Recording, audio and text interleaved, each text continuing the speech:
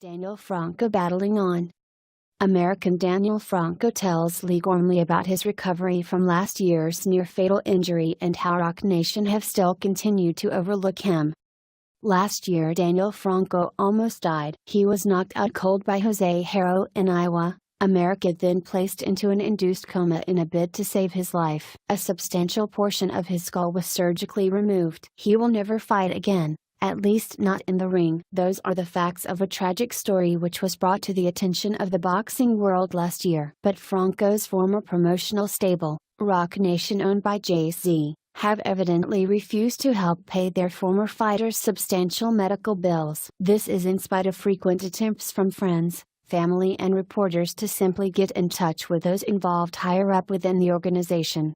"I've still not been reached out to by RocNation," Franco outlined to Boxing News. "It's sad that a company with so much net worth and reach, they can't find time in their schedule to help me when I was nearly dead." The 27-year-old now owes in excess of £500,000, an overwhelming amount for a boxer now unable to continue his graft. The extent of the behavior from those who were supposedly in charge of overseeing the safety and progress of their client runs further than simply just overlooking such a life-altering situation. The promotional stable and its wealthy owner were not asked for any money, but rather were expected to assist in some manner financially. Confirmed by those close to Franco, they were also told not to make any public statements and received assurances that the GoFundMe page that was set up would be pushed on their wide-scale online following. Ultimately turned out to be a false promise. "Not a thing at all, no calls, letters or mentions," explains a frustrated Al Franco,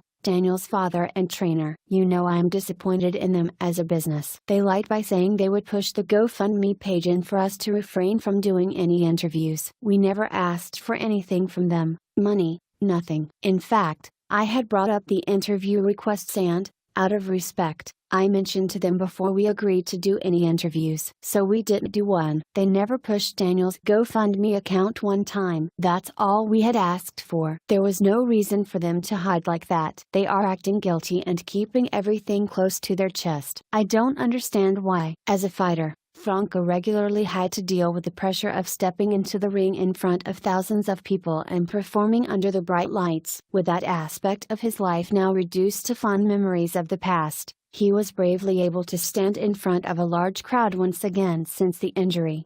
"I was able to attend an event with lots of noise and be in front of a large crowd of people. Was fun to do that again, was to receive an award for courage," he continued. The Californian was honored with the Boxing Writers Association of America's 2017 Bill Crawford Courage Award, and rightfully so, for his admirable and inspiring spirit in the face of such testing times.